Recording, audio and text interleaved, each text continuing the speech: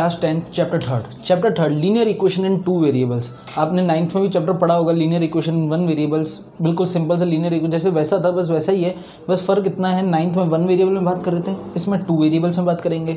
इसको सॉल्व करने के 2 मेथड है हमारे पास। पहला मेथड ग्राफिकल मेथड है पहला, दूसरा है अलजेब्रिक मेथड। ग्राफिकल मेथड नाम से पता चल रहा है, ग्राफिकल मेथड यानी ग्राफ के थ्रू बनाना। जैसे कि ग्राफ है, 4 क्वाड्रेंट होते हैं, ये फर्स्ट क्वाड्रेंट, ये सेकंड, ये थर्ड, ये फोर्थ क्वाड्रेंट, ये एक्स एक्सेस, ये वाई एक्सेस, ये एक्स डैश एक्सेस, ये वाई डैश एक्सेस। 9th में आपने चैप्टर 3 में पढ़ा होगा, 9th के चैप्टर 3 में एनसीईआरटी के, कि ये 4 क्वाड्रेंट होते हैं। ग्राफ किस तरह बनाते हैं अगर हमारे पास कोऑर्डिनेट्स हो तो वो हम आगे और भी डिस्कस करेंगे। ग्राफिकल मेथड ये होता है। एल्जेब्रिक मेथड यानी हम सॉल्व करके किसी का सॉल्यूशन निकालें। एल्जेब्रिक मेथड में 3 मेथड अंदर आते हैं उसके, पहला सब्स्टिट्यूशन, दूसरा एलिमिनेशन, तीसरा क्रॉस मल्टीप्लिकेशन।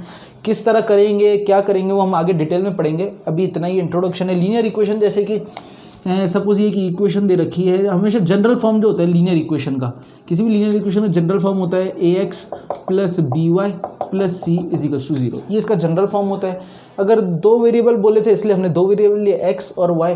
हो सकता है एक इक्वेशन ये हो जाए और मैं यहाँ लिख देता हूँ, जैसे कोई भी एक वेरिएबल तो हमारे चेंज हो सकते हैं, बस 2 वेरिएबल होना ज़रूरी है।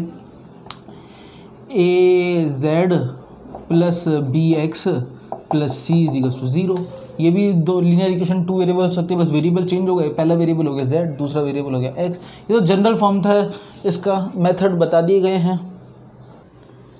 सबसे पहले ग्राफिकल मेथड की बात करते हैं। ग्राफिकल मेथड में अगर सपोज ये 2 हमने जनरल फॉर्म ले ली, 2 लीनियर इक्वेशंस के पेयर्स दे रखे हमें, एक ये हो गया, एक ये हो गया। अब उसमें 3 कंडीशंस पॉसिबल हो सकती है। 3 कंडीशन। पहली condition a1/a2 is not equals to b1/b2। पहली कंडीशन मतलब जब हम a1/a2 को डिवाइड करें तो उसका जो आंसर है वो इक्वल नहीं आना चाहिए जब हम b1/b2 का रेशियो निकालें। तब उस कंडीशन में एल्जेब्रिक मेथड के अकॉर्डिंग उसके पास सिर्फ 1 सॉल्यूशन निकलेगा इक्वेशंस का। इक्वेशन का जो सॉल्यूशन निकलेगा वो 1 सॉल्यूशन निकलेगा। और ग्राफिकल मेथड के अकॉर्डिंग इनका जो ग्राफ बनता है वो इंटरसेक्टिंग लाइंस वाला बनता है ग्राफ, यानी वो किसी एक पॉइंट पे आके इंटरसेक्ट करेंगे। सिमिलरली अगर एक और कंडीशन होती है कि a1/a2 is equals to b1/b2 but not equals to c1/c2, मतलब ये दोनों तो इक्वल हो लेकिन इनकी वैल्यू c1/c2 के इक्वल नहीं हो, तो ग्राफिकल मेथड के अकॉर्डिंग जो इसका ग्राफ बनता है वो बनता है पैरेलल लाइंस वाला। इसका जो ग्राफ बनता है वो बनता है पैरेलल लाइंस वाला, यानी 2 लाइंस बनेंगी, एक इस इक्वेशंस के लिए, एक इस इक्वेशन के लिए 2 लाइंस बनेंगी और दोनों लाइंस क्या होंगी, पैरेलल होंगी। और ग्राफिकल मेथड के हिसाब से तो ये हो गया। अब एल्जेब्रिक मेथड के हिसाब से इसका कोई सॉल्यूशन नहीं होता, नो सॉल्यूशन, इसका कोई सॉल्यूशन नहीं निकल सकता। तीसरी कंडीशन, ये तीनों आपस में इक्वल हो, a1/a2 इक्वल हो b1/b2 के, इक्वल हो c1/c2 के। ग्राफिकल मेथड के हिसाब से इसका जो ग्राफ बनता है वो बनता है कॉन्सिडेंट लाइन वाला ग्राफ, यानी एक ऐसा पॉइंट होगा जिससे दोनों इक्वेशन की लाइंस जुड़ी हुई होंगी। सपोज ये एक इक्वेशन होगा, ये a1x plus b1y plus c का ये ग्राफ होगा, ये होगा a2x plus b2y plus c का ये वाला ग्राफ होगा। एक पॉइंट से जुड़े हुए दोनों, इस पॉइंट से दोनों इक्वेशंस जुड़ी हुई है, एक इसकी जुड़ी हुई है, एक इसकी जुड़ी हुई है। और एल्जेब्रिक मेथड के अकॉर्डिंग इसका जो सॉल्यूशंस होते हैं वो मैनी सॉल्यूशन होते हैं या इनफाइनाइट सॉल्यूशंस होते हैं। इतने सॉल्यूशंस के हम पता ही नहीं कर सकते कितने सॉल्यूशंस है।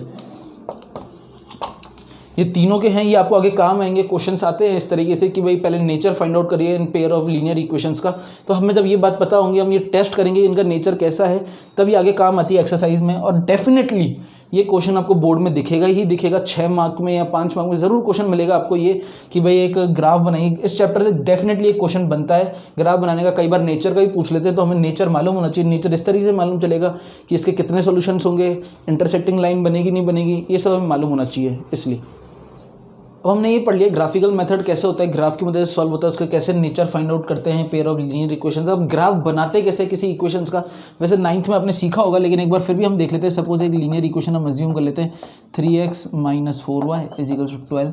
इधर से पहले आपको x की वैल्यू पुट करते रह जानी है, 2 बार कम से कम आप 2 या 3 कोऑर्डिनेट्स आपको निकालना जरूरी है। कम 2 तो डेफिनेटली आपको निकालने हैं, आप चाहें तो 3 भी निकाल सकते हैं, 4 भी निकाल सकते हैं, 5 भी निकाल सकते हैं, 10 भी निकाल सकते हैं।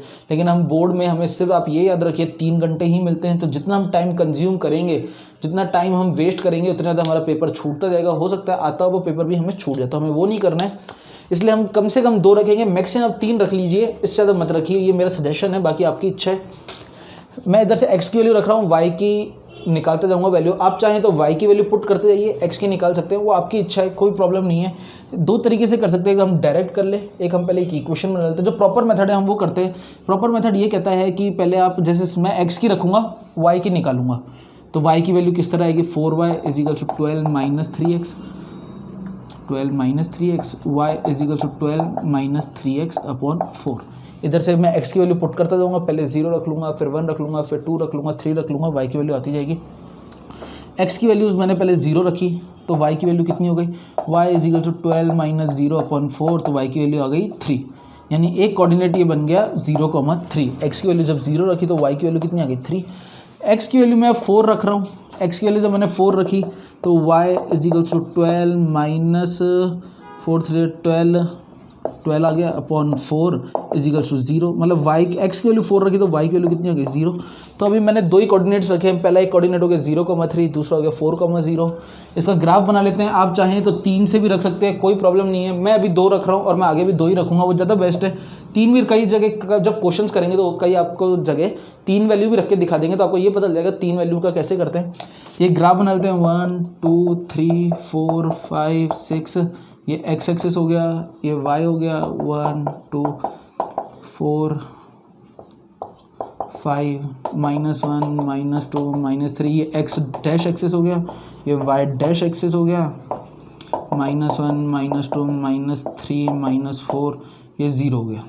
ठीक है, ये ओरिजिन हो गया हमारा 0। पहला कोऑर्डिनेट दे रखा है 0,3 0,3 0। जब x की वैल्यू 0 है तो y की वैल्यू कितनी है 3, x की वैल्यू 4, x की वैल्यू है 4, तो y की वैल्यू कितनी है 0। तो ये हमें दो कोऑर्डिनेट्स मिल गए, दो पॉइंट्स मिल गए, एक 4 एक 3। ये तो 0 है, इनको ज्वाइन कर देंगे, इनको ज्वाइन कर देंगे, ये एक लाइन बन गई। और ये लाइन, ये तो एक लाइन बनी है ग्राफ में, ये क्या रिप्रेजेंट कर रही है, ये इक्वेशन रिप्रेजेंट कर रही है। कौन सी equation, 3x minus 4y is equal to 12 वाली इक्वेशन रिप्रेजेंट कर रही है ये लाइन। अब कई क्वेश्चन मेरे पास ये क्वेश्चन आता है कि सर हम x की वैल्यू 0 या 4 ही रखें, या क्या 1 नहीं रख सकते, या -1 नहीं रख सकते, या -2 नहीं रख सकते, या 100 नहीं रख सकते।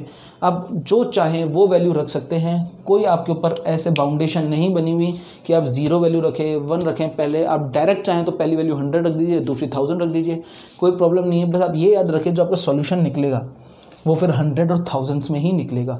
तो ग्राफ आपको A4 साइज़ ही मिलता है, जहाँ भी आप करेंगे ग्राफ का क्वेश्चन A4 साइज़ से बड़ा ग्राफ नहीं मिलता। तो आपके वो पॉइंट्स जो आप लोकेट करना चाहते हैं वो आ जाने चाहिए। ये ना हो कि आप इतने ज़्यादा बड़े पॉइंट्स ले लें, लैक्स में डिजिट ले लें, या 4 डिजिट कोई नंबर ले लें x की वैल्यू, या 3 डिजिट भी ले लें, तो वो आपको बनाने में तकलीफ हो जाएगी। वो क्वेश्चन है जो बहुत स्कोरिंग होता है, बहुत आसान होता है, डेफिनेटली आता है। तो इसमें हम जितना हो सके उतना मार्क्स गेन करने की कोशिश करेंगे। इसमें बच्चे फुल ला सकते हैं मार्क्स, आप खुद फुल ला सकते हैं मार्क्स। तो हम इतना हार्ड डिजिट लें, या 100 लें, या 3 डिजिट नंबर लें, हम 2 डिजिट नंबर भी क्यों लें।